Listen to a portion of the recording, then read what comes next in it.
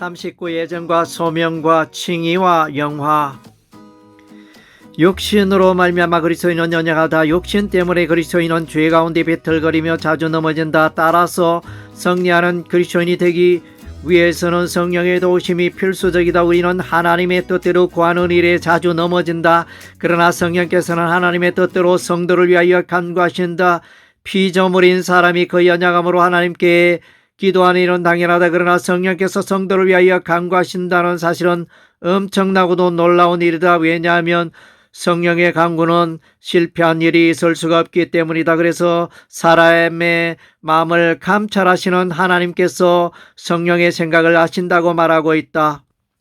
이것은 엄청난 하늘의 비밀이다. 또한 하나님의 우편에 계신 예수께서 성도를 위하여 간구하신다는 것은 엄청난 일이다. 연약한 성도를 향한 하나님의 기도가 있기 때문에 성도들의 삶에 관계되는 모든 것이 합력하여 선을 이루는 것이다. 8장에서는 단식으로 가다가다 피조물의 단식이 있으며 성도의 단식이 있으며 성령의 단식이 있다. 이러한 삶 중 단식의 강물로 마침내 세상이 감당할 수 없는 장엄한 기도의 바다를 이루게 된다. 26절에 오직 성령이 말할 수 없는 단식으로 이를 위하여 친히 간구하신 나라에 대하여 이는 방언 기도를 가리킨다고 해석하는 자들이 있다. 이는 성령의 기도를 현저하게 악화시킨다. 방언을 말하는 자는 하나님의 덕이 아니라 자기의 덕을 세운다. 방언으로 기도하는 자는 하나님의 영이 아니라 자신의 영이 기도하는 것이다.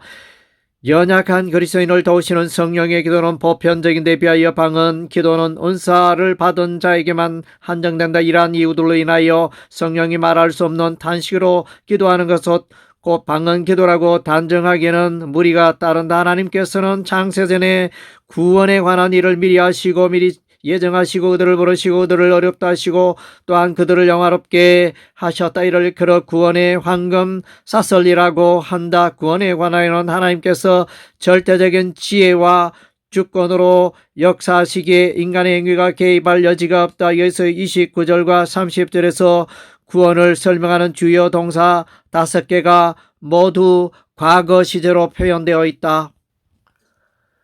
이는 시간에 따라 구원의 원리가 변화되는 것이 절대로 아니라는 하나님의 의지가 확고하게 나타나고 있는 것이다. 구원받는 모든 그리스도인은 머리가 되신 예수 그리스도와 연합하여 한 지체를 이루며 그 아들의 영상을 본받게 되는 것이다. 그리스도인의 성화의 과정은 의롭게 됨과 영화롭게 됨의 사이에 위치한다. 감나무에 감이 열리고 포도나무에 포도가 열리듯이 그리스도인의 삶의 성화의 열매는 필수적이다. 그리스도인의 연약함에도 불구하고 구원에 실패하는 일이 있을 수 없는 까닭은 하나님께서 미리 하시고 미리 예정하시고 부르시고 의롭게 하시고 영화롭게 하시는 일에 실패가 없기 때문이다. 천상에서의 성령과 예수 그리스도의 간구는 하나님의 뜻대로 부르심을 입은 자들에게는 모든 것이 합력하여 선을 이루게 한다. 49원의 확신 로마서 8장 31절에서 39절. 이제 로마서의 구원 교리에 관하여는 종착역에 이르렀다. 바울은 다시 예수 그리스도의 십자가 사건을 바라보게 한다. 죄인의 구원은 십자가로 충분하다. 오늘날 많은 사람들이 십자가로 만족하지 못하고 거기에다가 무엇을 더하려고 부단히 노력한다. 십자가에 무엇을 보태는 것은 다른 복음으로 변질되기가 쉽다. 유대인들은 믿음의 도를 버리고 율법의 행위를 따라가다가 넘어진다.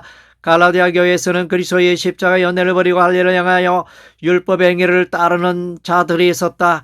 그러나 바울은 십자가의 복음으로 충분하다고 말한다. 십자가에는 하나님의 사랑으로 가다가다. 십자가에는 하나님의 구원의 사랑이 강같이 흐른다. 십자가 앞에서 세상의 모든 죄악은 눈 녹듯이 사라진다. 예수께서 세상의 모든 죄를 지시고 피 흘려 죄값을 치렀기 때문이다. 십자가를 의지하는 자에게 더 이상 정죄가 없다. 그리스도의 십자가는 마귀와 죄와 사망을 이기게 한다. 그리스도의 십자가를 이기는 것은 이 세상에 그 어떤 것도 존재하지 않는다. 바울은 그리스도의 십자가를 자랑하며 구원의 노래를 부른다. 십자가에서 하나님의 사랑이 폭포가 되어 흐른다. 요한계시록 4장에서 사도 요한에게 하나님의 심판의 보좌를 보이듯이 바울은 우리를 하나님의 심판의 현장으로 인도한다. 하나님의 심판은 최종적이다. 하나님의 심판의 권위 위에 있는 것은 이 세상에 아무것도 없다. 그리스도의 십자가의 피를 믿음으로 의롭게 된 자들을 향하여 하나님께서 의인이라고 선언하신다.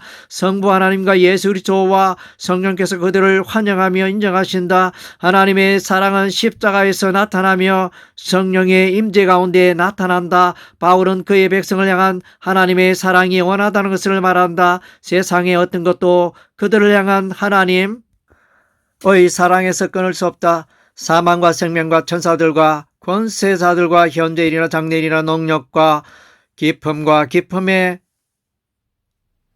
높음과 깊음의 9가지를 가면서 하나님의 사랑을 끊는 일은 도저히 불가능하다고 말한다. 부정을 나타내는 엘라어 부사 우테를 무려 10번이나 사용하면서 강력하게 불가능하다는 것을 강조한다. 우테 부사는 로마서에서 여기서만 10번을 사용하고 있음이 놀랍다. 하나님은 그의 백성을 모든 대적으로부터 보호하신다. 하나님은 그의 백성에게 필요한 것을 풍성하게 공급하신다. 하나님은 택하신 자들을 어렵다 하신다. 하나님께서는 하나님 우편에서 그의 백성을 위하여 간구하신다. 그의 백성을 향한 하나님의 사랑의 줄은 결단코 끊어지지 않는다. 환난이나 곤고나 박해나 기근이나 적신이나 위험이나 칼일지라도 그리스도의 사랑에서 우리를 끊을 수가 없다. 누가 우리를 대적하리요? 누가 우리를 능히 하나님께서 택하신 자들을 고발하리요? 누가 정죄하리요? 누가 우리를 그리스도의 사랑에서 끊으리요? 아직도 그리스도의 십자가의 피를 믿어 구원받게 됨을 의심하는 자는 여전히 하나님의 사랑을 알지 못하는 자이다. 하나님의 위대한 사랑은 그 아들을 아낌없이 생하여 구원의 길을 여신 것이다. 십자가의 도가 멸망하는 자들은 미련한 것이요 구원을 받는 우리에게는 하나님의 능력이요 지혜요 사랑이다.